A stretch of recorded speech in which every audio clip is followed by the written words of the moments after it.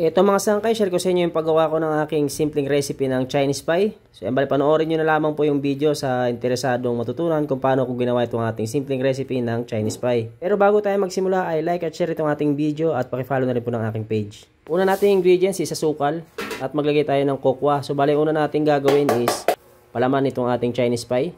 Original kokwa yung aking ginamit dyan. Naglagay tayo ng food color, tubig at margarine. So bali mix lamang natin ng bahagya. Paghaluhaluin muna natin yung mga ingredients na ating nilagay. At isunod na natin yung ating harina. So bali simpleng mga ingredients lamang yung aking ginamit dito mga sangkay. Kung sakaling susubukan nyo itong gawin ay madali lamang pumahanap yung mga ingredients sa pamilihan. At ayun na nga, pag nailagay na natin yung ating harina ay bubuuhin muna natin ito ating palaman. So bali dapat yung ating palaman mga sangkay is malambot lamang po para maganda yung kalalabasan ng ating gagawing tinapay. So bali kung sakaling susubukan mo itong ating recipe ay panoorin mo po yung ating video simula hanggang dulo para wala po kayong ma-miss na step kung paano ginawa itong ating simpleng tinapay. Next ay yung ating pabalat na ng ating Chinese pie.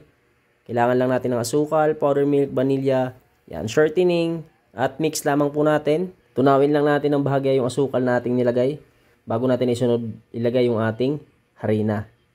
At eto na nga, pagkalagay natin ng harina ay sasabay na rin natin yung ating baking powder. Double check nyo po yung mga ingredients na yung ilalagay mga sangkay kung sakto ba yung mga sukat ha.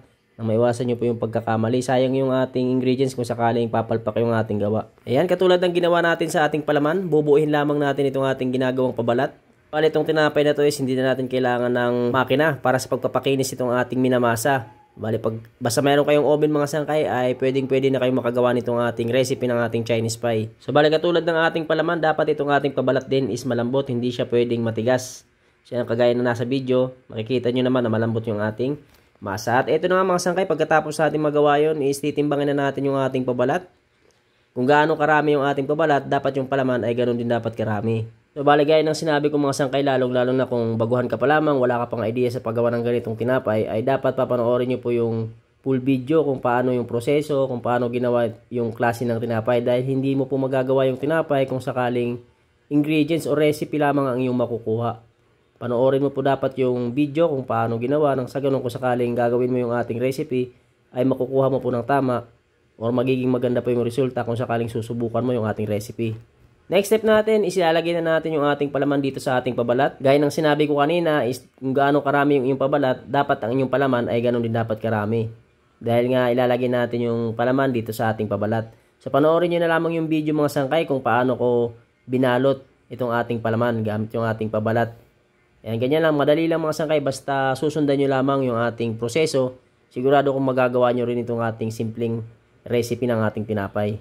At kung nagustuhan mo naman ang ating video ay huwag kalimutan mag-like at share ng ating video ha. At pakifollow na rin po ng aking page. So next step natin mga sangkay, kapag nailagay na natin yung ating palaman, ayan kung mapapansin nyo is lalagay na natin sa tray at ipaplat lamang po natin yan. Hindi po yung sobrang nipis mga sangkay ha. Tingnan nyo na lamang po yung sa video mga sangkay kung gaano lamang kanipis yung aking pagkakabilog nitong ating Chinese pie. Ganyan lamang po mga sangkay. Tingnan nyo na lamang po yung lapad. Yan, hindi sila dikit to. Yung ating tatlong Chinese pie sa isang tray. At pagkatapos na natin ito mabilog ay hindi na kailangan paalsahin. Kung gusto nyo isalang kagad ay pwede na kagad isalang yan. Pero kung gusto mo namang hindi kagad isalang ay pwede rin naman po. Next step, pagkatapos natin may lapad lahat ay lalagyan lang natin ng itlog sa ibabaw. Papahira natin ng itlog. So, yan, bali optional mga sangkay, kung sakaling ayaw yung maglagay ng itlog sa ibabaw ay pwede rin naman po yan hindi lagyan. Bali nuulit ko, hindi na kailangan paalsahin. Kung gusto nyo isalang kagad ay pwede nyo na kagad isalang yan. At ayun na nga, bali yung init ng ating oven dyan is 180 degrees Celsius. At gagamit lamang tayo ng katamtaman lakas na apoy. So bali wag nyo kakalimutan mga sangkay dahil manipis lamang itong ating tinapay, mabilis lamang masunog yan. So bali dyan sa video na yun mga sangkay is niluto ko lamang yan ng 16 minutes. At eto na nga mga sangkay, after 16 minutes ay aalisin ko na sa ovens. Bale, mapapansin nyo na sa itaas na itong ating Chinese pie. Sinalang ko yan sa ibaba ng 6 minutes. At pagkatapos ng 6 minutes ay inangat ko at niluto ko ng 10 minutes sa itaas. So bali 16 minutes ko siyang niluto. At next step natin is palalamigin muna natin bago i-slice. So yun, bali kung sakaling gagawin nyo ito para pang negosyo ay wag nyo kakalimutan mag-costing ha. At eto na nga mga sangkay yung ating finished product. Ayan, kung mapapansin nyo, ayan mga sangkay, naka-slice na. So, bali sa isang bilog is meron tayong 4 na slice at ibibenta ko yan ng 5 piso. So, ayun, don't forget to like, share, and follow my page mga sangkay kung sakaling nakatulong sa inyo or nagustuhan nyo ang video na ito. Thank you for watching. See you on my next video.